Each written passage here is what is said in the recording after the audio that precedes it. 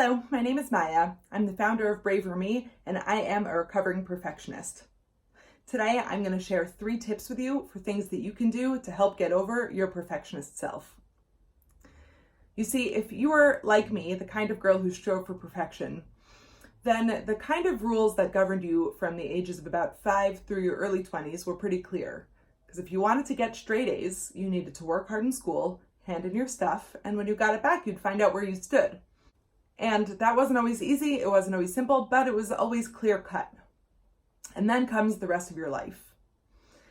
And people didn't necessarily prepare me for the fact that being a perfectionist, while being praised for it over and over again as a kid, wasn't what people were going to be looking for necessarily in the workforce, especially as I looked for management positions and to move up in organizations.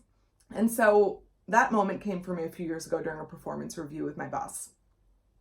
I proudly circled 5 out of 5 for pays attention to detail on my annual performance review, and she crossed it out and gave me a 3. And I was confused and I was hurt, and she quickly reassured me that being a 3 out of 5 on pays attention to detail was totally fine by definition, and that I didn't need to be a 5 out of 5 and I wasn't a perfectionist. And it took me a while to realize that she was right, and that I'm not a perfectionist, and that freed me up to be able to do a lot of other things with my life. So here are 3 tips that I can share with you today. Number 1, spend less time rereading your emails.